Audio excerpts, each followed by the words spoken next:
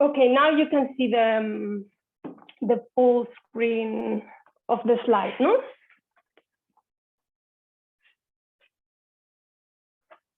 Everyone can see the presentation? Yes. Okay, very good. Excellent. So yes, good evening, everyone. I was introduced, but my name is Carmen Morales. I am working as a land use monitoring consultant in the Food and Agriculture Organization of the UN, based in FAO. And I hope you will enjoy this, this presentation and case studies that I will do about Earth Map. It is a tool that this team, so this persons have worked on the development, or are still working on in development, adding data and also doing some documentation, training on this tool Earth Map and other tools that can be used for land monitoring, especially in development context, in the context of development projects, but also in research. We want this tool to be widely used in every context. So I will start maybe defining what is Earth Map with a few words. So Earth Map is land monitoring made easy. Earth Map is land monitoring that is accessible to everyone. And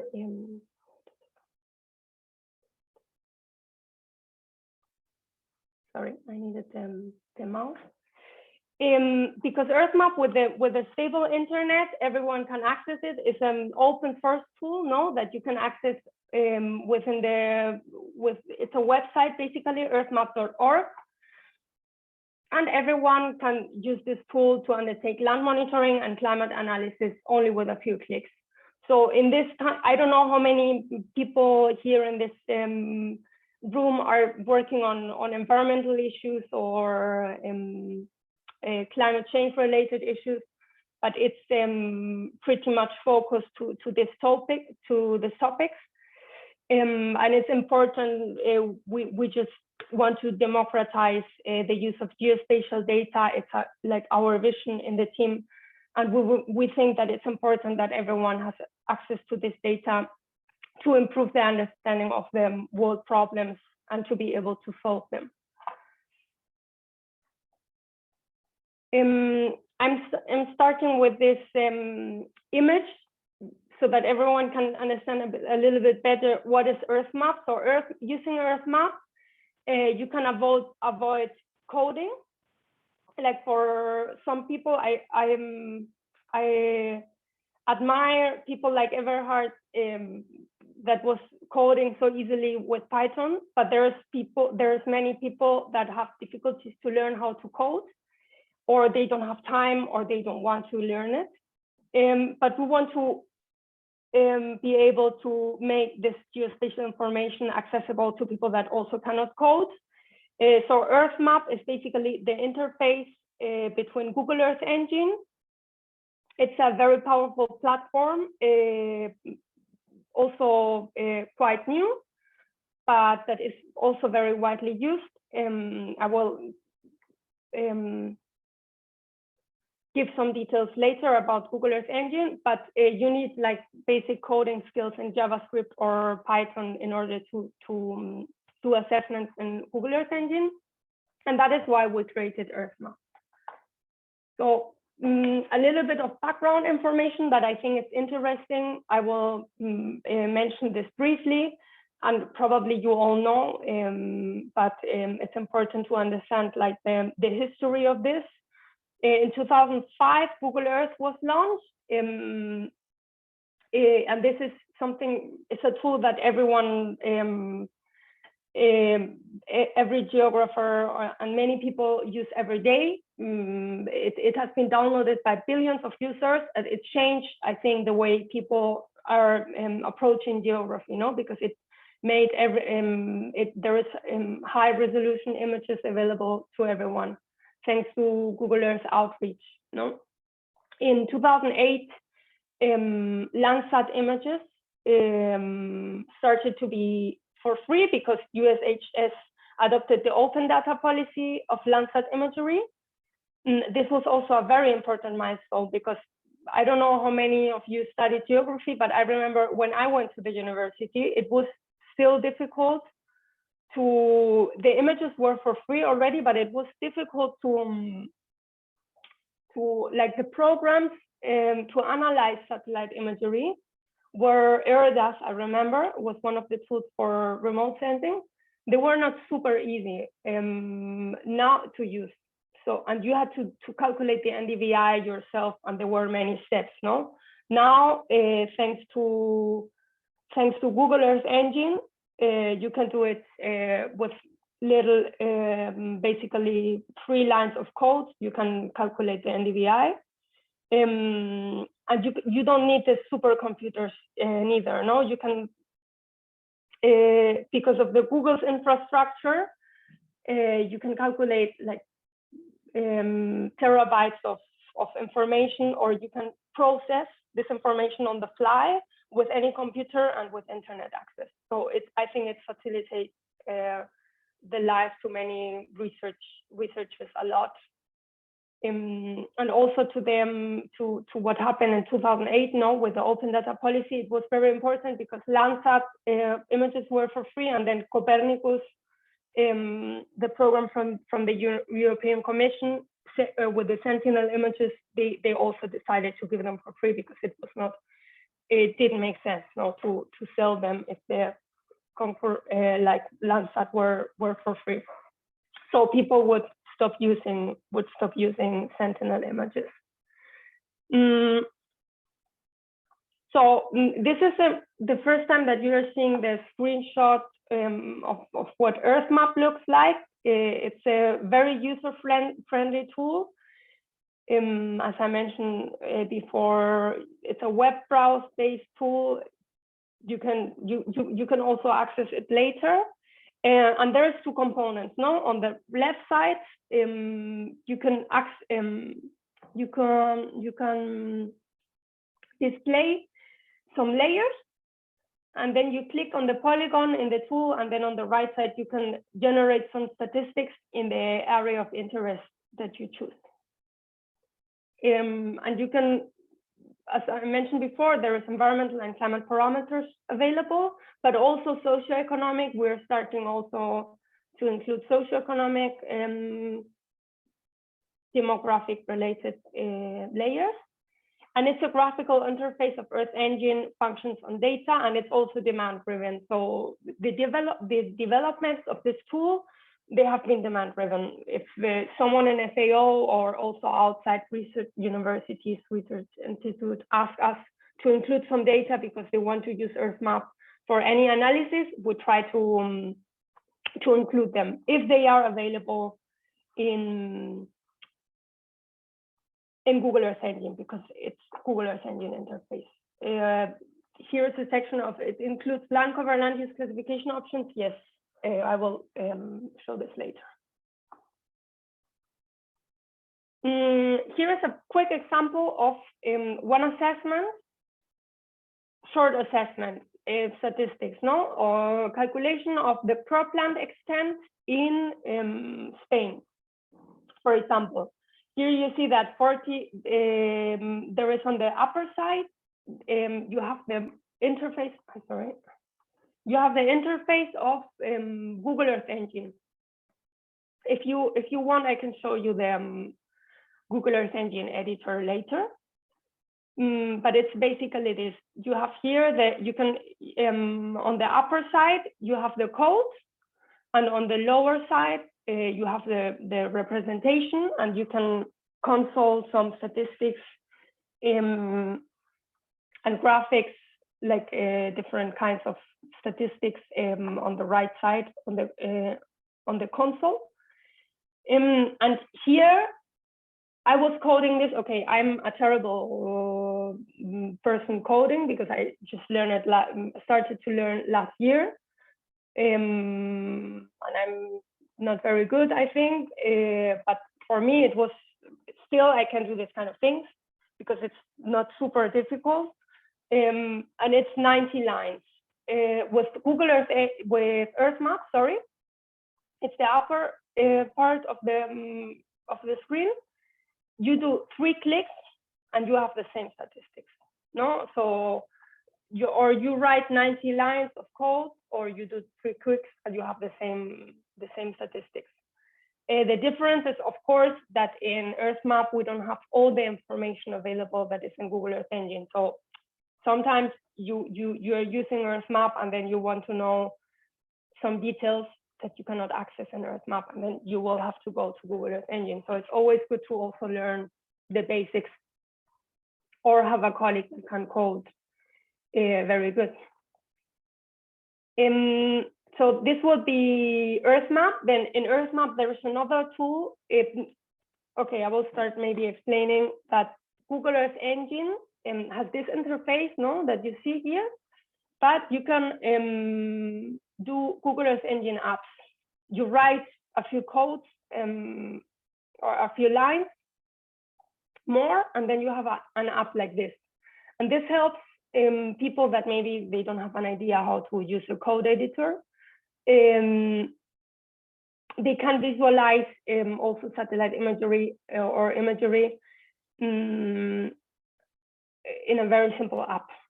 Let's say here, this app was also developed by one of my colleagues. And you can also, the difference between Earth Map and this Imagery Compare is that with Earth Map, you can access multi-temporal environmental related and climate information. But for example, the climate data, we have 2 sources, the European Center of Medium Weather Forecast and the CHIRPS Climate Hazard Center from the US. So a US institution and European institution. The European data are coming from the Copernicus program as well. And these data, you have availability since 30 years, I think, yes, 30 years climate data. You can do analysis, but you don't have data from last week, no? Because you need to process this data, then Google Earth Engine updates this data, and then you have it available in Earth Map, but it's like the last month of climate information or the last 2 months, you don't have them. You need to wait. So now we only have data available from April 2021, I think. We can check this later. And with this Imagery Compare tool that I will also show later, you have daily information. So if you want to check a flood that happened last week, it can be that you can find it in the images, or so it can help to monitor extreme events, and it's also weekly information. No, Sentinel-2, Sentinel-1, MODIS, Landsat. You have weekly. No, I'm not sure because it's depending on the availability of the information. No, but for example, Sentinel-1 images, SAR, you have weekly availability, and then you can see you have weekly information, so to say. So you can monitor easily extreme events and climate disasters, and you have like this slide in the middle of the tool where you can, on the right side, access like the week, 1 week, and on the left side another week or another year, to see how the terrain is changes depending on what happened. If there were floods or landslides, you can find volcano eruptions, you can find many things. Then, okay, I don't know how long I've been speaking, but from the Earth Map applications, we've identified, we were thinking about this lately in the team, and we've, like in FAO, because it's UN agency, we work a lot on SDG monitoring and on the UN conventions reporting. And Earth Map can help some countries to report on SDGs monitoring, like for example, I wrote down some of the indicators, the forest area as a proportion of total land area. Like the forest area, there is different types of calculating the forest area in a country, but there are some countries that have like the national forest inventory where they define the forest area, but some other countries, maybe they don't have like the capacities in countries to develop specific forest maps in their country. So they could use the global data sets that are available in Google Earth Engine and also in Google Maps, in Earth Map, like the Hansen forest cover maps. So some countries could use Earth Map to report the SDGs, the Sustainable Development Goals that need to be achieved till 2030. So don't have so much time anymore. Then the 3 Rio Conventions here in our project, we work on the land cover maps that countries will use in order to report to the UNFCCC for analyzing the greenhouse gas inventories and the activity data based on the land cover map for the sector that is related to forestry, agriculture, and land use change. So some countries use this data or use data that are available on Earth Map to report to the different conventions. Then there is another application that will be project design monitoring and evaluation. You can do monitoring of development projects. You can also perform baseline assessments with the help of Earth Map in order to design a project. There is these 2 big funds, the Global Environmental Facility and the Green Climate Fund, that they are funding many projects in FAO, and you need like feasibility studies in order to receive the funds, because you need to know what happened in the field in order to identify like the intervention areas, etc. So it can be used for this and also research and grassroots applications. Like there was one of the papers on ecosystem restoration in Lake Chad that one member of my team wrote. It was based on NDVI and climate parameters that were taken from Earth Map. And future developments, like it's a demand-driven tool, but we want to develop a personal area. For example, if a country wants specific features, we're doing Earth Map North Macedonia now. That will be an Earth Map version that will be specific for North Macedonia, and then they can have their features. So this is one of the things, because it's basically a Google Earth Engine app. So it's not that difficult. It's easy to program. It's open source. Then new and improved connections with other FAO tools, like the hand-in-hand geospatial platform is another FAO tool with all the FAO related information. But it's not that easy to use, I have to say. But we have like connections with these tools. We're working on a mobile friendly version, and there will be new scripts and data sets added.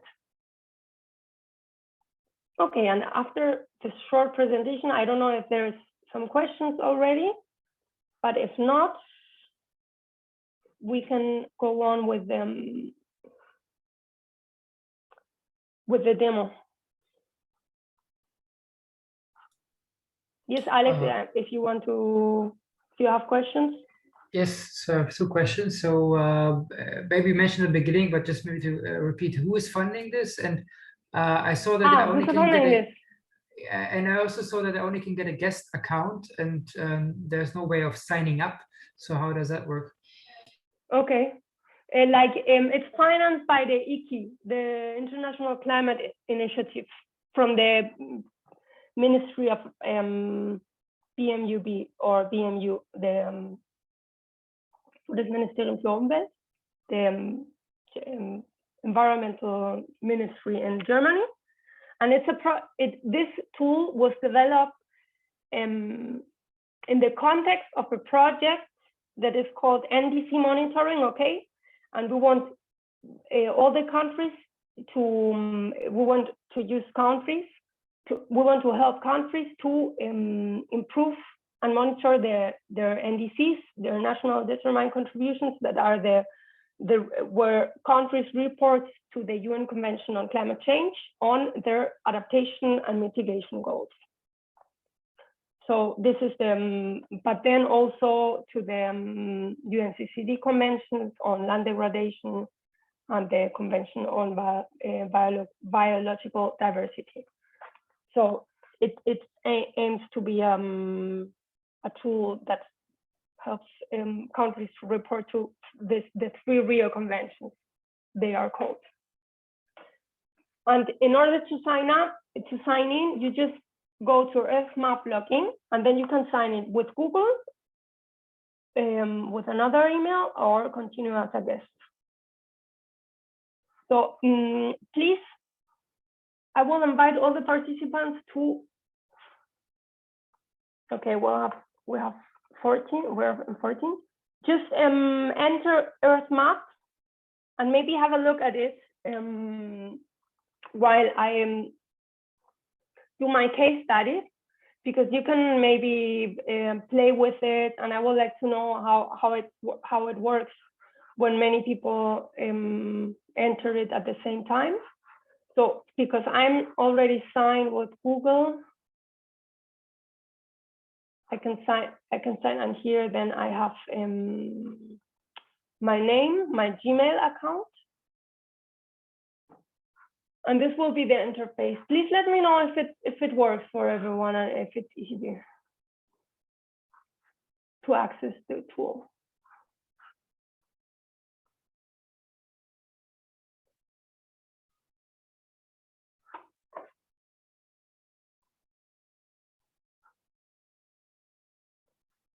Okay, I see there is a colleague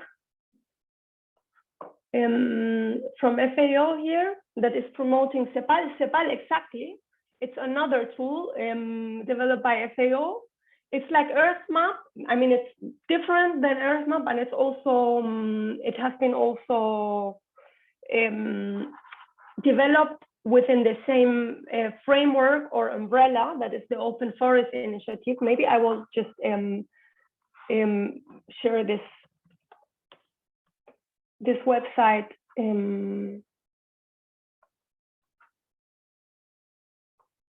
I will share this website with you, because it's true that EarthMap was developed in the context of this Open Forest Initiative, and here we have many other tools. They are all open source that are provide geospatial information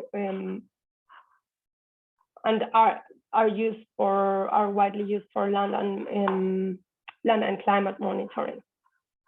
Where is the link of the chat? Here. So okay, this is the Open Forest Initiative, and this is the EarthMap. It will be cool to have like a presentation of CEPAL also next time.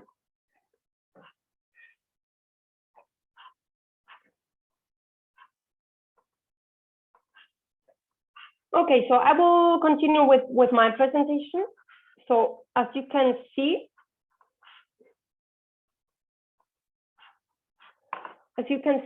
here we have on the left panel, if we unactivate this, you can activate the satellite imagery, the labels, or to put a normal baseline map. Okay, so the satellite imagery. What can I show? I wanted to show, because there were some data released this week on Africa. This is, for example, this is some data that they were compiled with another tool of the Open Forest Initiative that is Collect Earth. Okay, and Collect Earth is a tool that it does not visualize information. It's more that you can collect information. So you have very high resolution satellite imagery, and then you collect information with a survey that you generate with collect.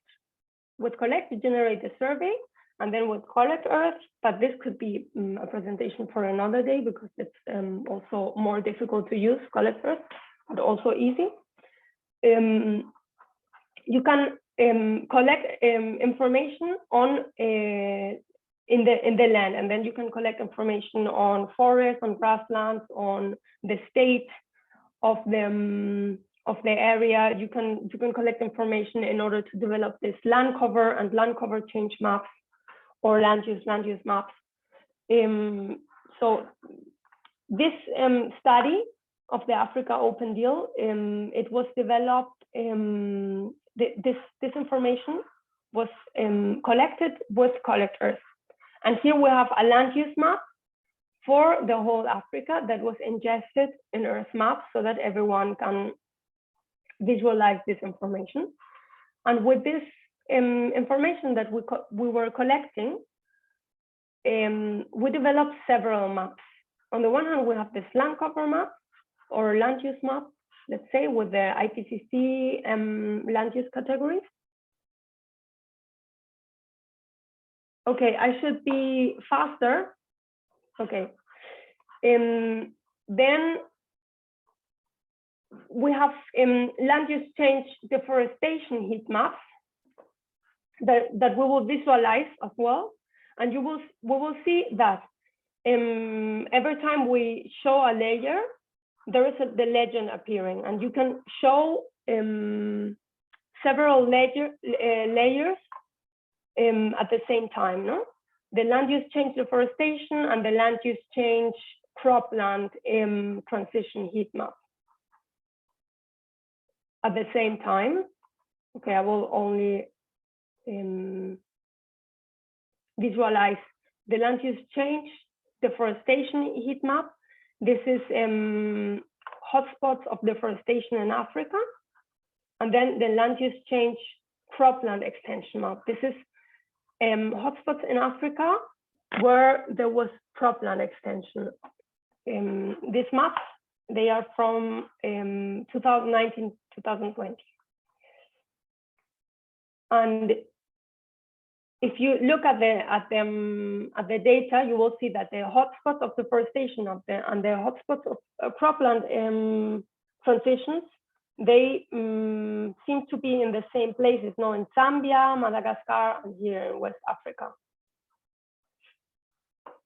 And if we visualize, for example, we have like all these data sets, all these sectoral sections, no, climate, vegetation, water, this is all the information that we have, satellite images. Let's have a look at some precipitation related data. If we look at precipitation changes in the whole Africa, this is a map that shows in blue a positive precipitation change, like there was more rain in this area. Since this data set is since 1979, no, since the 80s to now. It's the European weather medium, like the European database of climate information. And then there is in beige the parts where we had lower or a decrease in precipitation. So they all also kind of coincide with this hotspot. You have the opacity function so that you can visualize the information better. Okay, I don't know how much time do I have left. So when did this finish? Abhishek, sorry, when do I have to finish? Because I wanted to show more things. So I think we might have still some time for a couple of minutes, and I mean, with the question we had to finish until this point, but you are also answering question within the talk. So I think if anybody Okay, asks a question, okay, so I think I will show an example of also generation of statistics, so that you can see all the functionalities of the tool, and then I will finish. Yeah, perfect. And then I will show like the imagery compare. I can show okay. So I will be done in 3 minutes. I will try. Okay, perfect. Sorry. Yeah. Okay, there was another.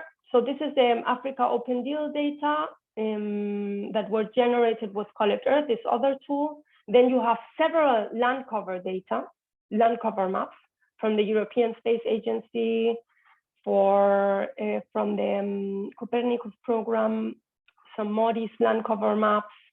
Some are can visualize at the global level, and some only continental level.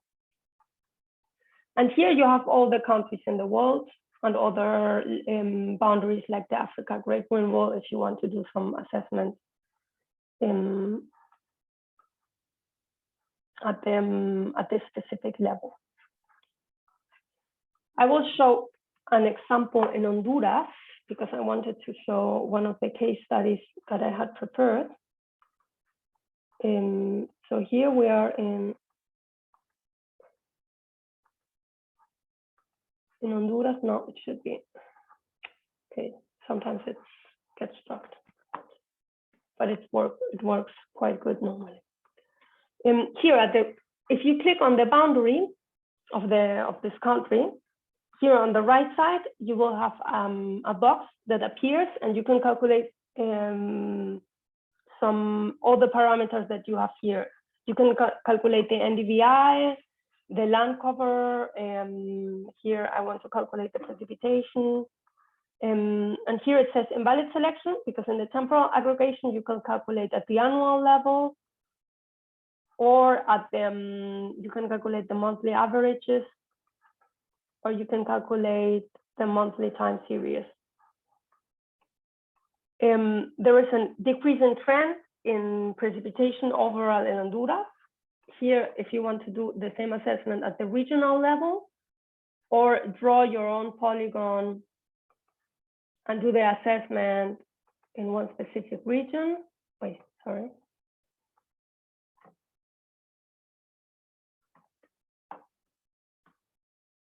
You could also do it, and it will be saved here in the personal boundaries. Okay, but I will continue at the national level. There was this, the monthly time series is the most important, it's the most interesting thing, because you see the average of the precipitation at the monthly level, no? Here in November 2020, there was a hurricane, and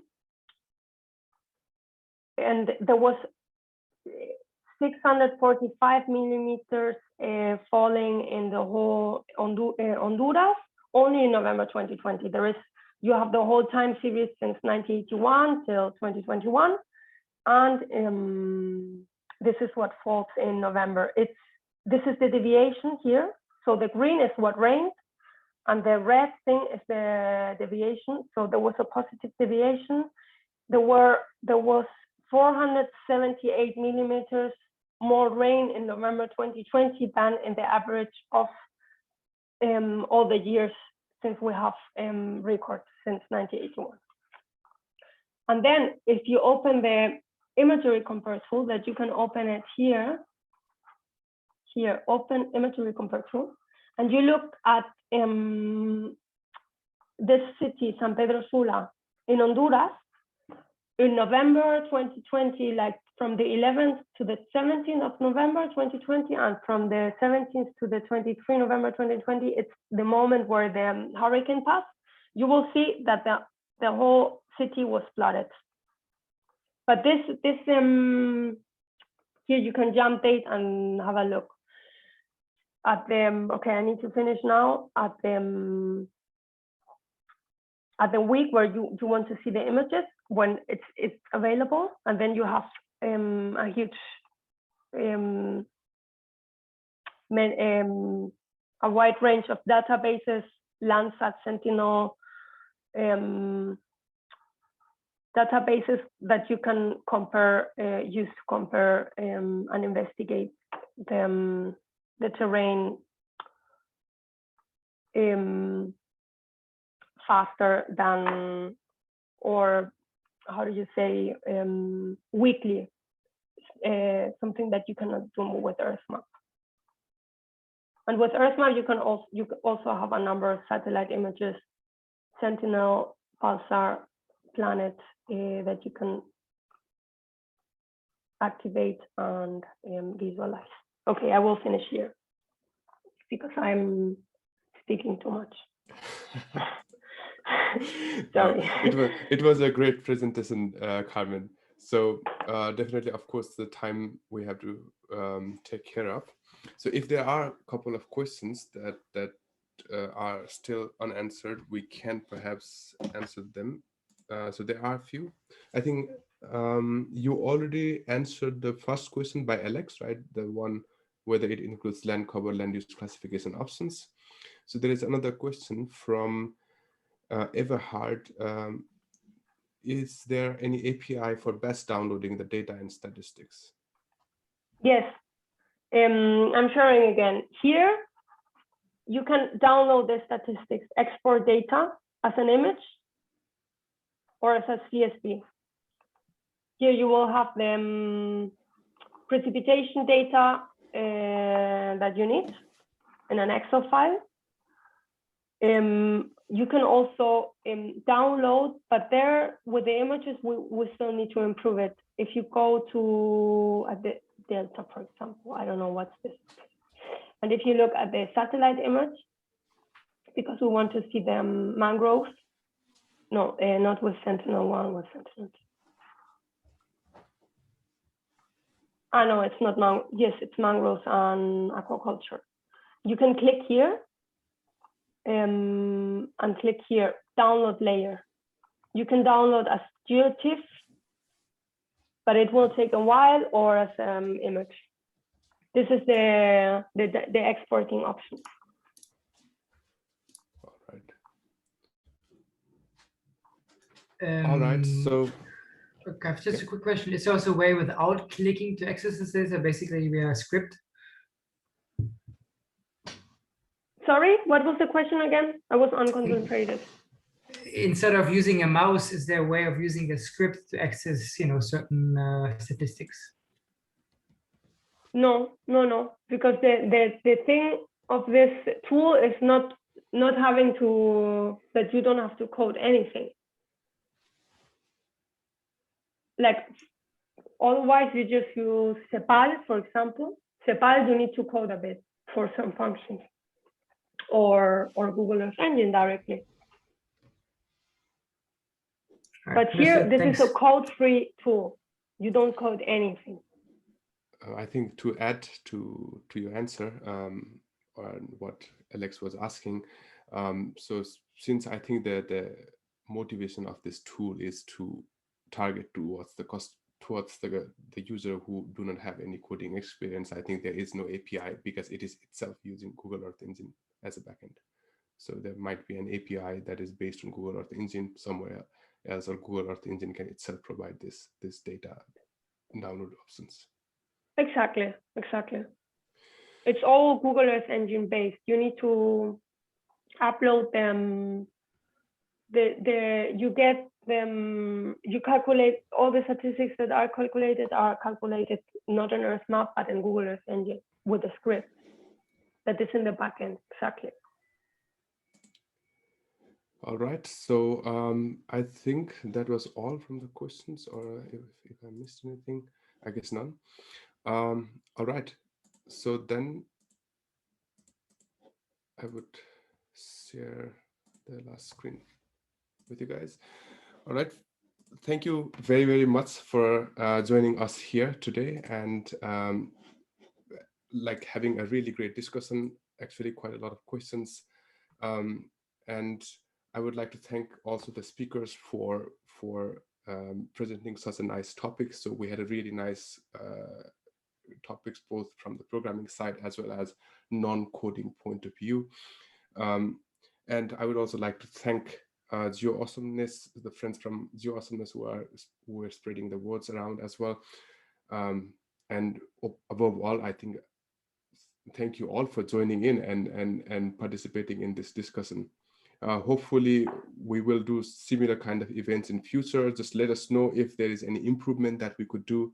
You could write a comment in the same meetup post, or you could write us directly via mailing list, or you could also like connect with us in LinkedIn. So we have a group called GeoMob. Perhaps you guys already know. All right, thank you very much.